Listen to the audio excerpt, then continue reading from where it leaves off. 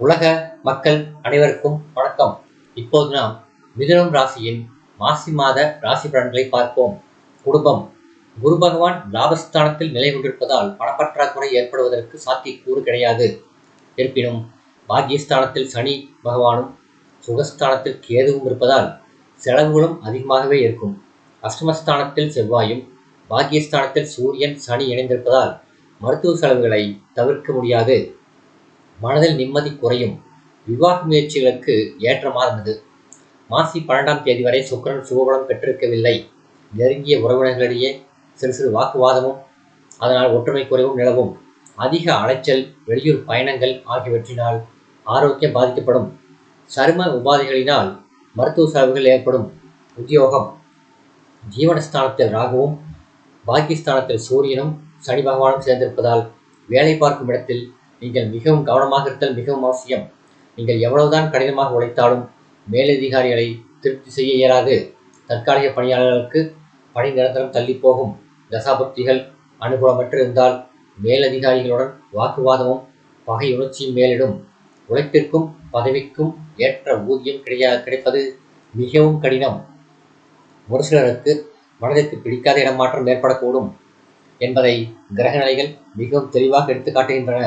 வெளிநாடுகளில் வேலை பார்த்து வரும் அன்பர்களுக்கு தாய்நாடு திரும்ப ஆர்வம் மேலிடும். அன்றாட பணிகளில் சோர்வும் ஆர்வக் குறைவும் ஏற்படும். ஜீவனஸ்தானத்தில் பலம் வாய்ந்த ராகு இருப்பதால் உங்கள் அன்றாட பணிகளிலும் உயர் அதிகாரிகளுடன் அலுவலக கடமைகள் பற்றி விவாதிக்கும் போதும் உணர்ச்சி வசப்படாமல் இருப்பது மிகவும் அவசியம். சக ஊழியர்களுடன் பழகும் போது முன்கோபத்தை தவிர்ப்பதும் தேவையற்ற பிரச்சனைகள் ஏற்படுவதை தவிர்க்க உதவும். தொழில் வியாபாரம்.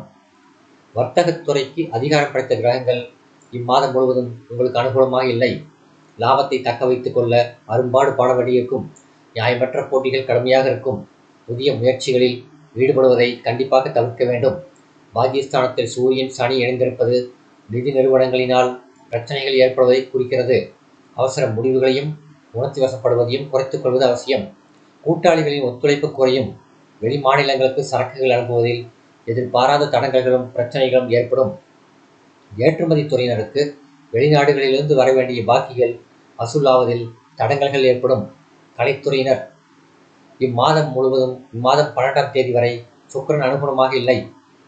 மற்ற கிரகங்களும் உங்களுக்கு நன்மை செய்யும்படியாக அமையவில்லை. எதிர்பார்த்திருந்த வாய்ப்புகள் கடைசி நேரத்தில் கை நழுவி போகும். உங்கள் நண்பர்கள் உங்கள் நலன்களுக்கு எதிராக செயல்படுவார்கள் என மிக தெளிவாக எடுத்து காட்டுகின்றன கிரகநிலைகள். இம்மாதம் நீங்கள் எவரையும் நம்பாமல் இருப்பது மிகவும் அவசியம். அரசியல் துறையினர். இம்மாதம் 12ஆம் தேதி வரையில் கிரகநிலைகள் உங்களுக்கு அனுகூலமாக இல்லை. அதன் பிறகும் ஓரளவே சாதகமாக மாறுகின்றன. கட்சி பிரச்சனைகளில் எந்த அணியுடன் சேர்வது, எந்த அணியை தவிர்ப்பது என்ற மனதில் குழப்பம் ஏற்படும். பொறுமை நிதானம் உதவும். மாணவ மாணவியர். மாசி 18ஆம் தேதி வரை கிரகங்கள் உங்களுக்கு உதவிகரமாக அமையவில்லை. அதன் பிறகு அனுகூலமாக மாறுகின்றன. முதல் 2 வாரங்கள் படிப்பில் கவனம் அவசியம். பிற மாணவர்களுடன் நெருங்கி பழகாமல் இருப்பது நல்லது.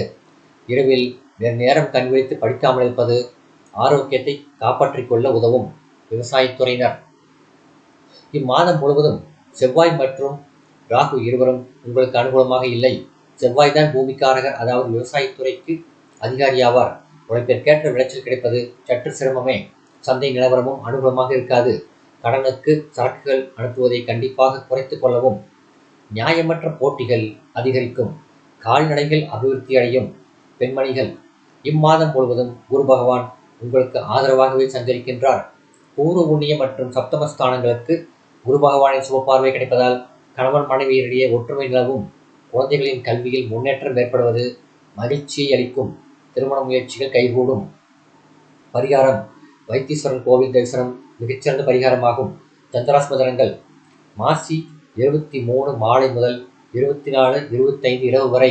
நன்றி.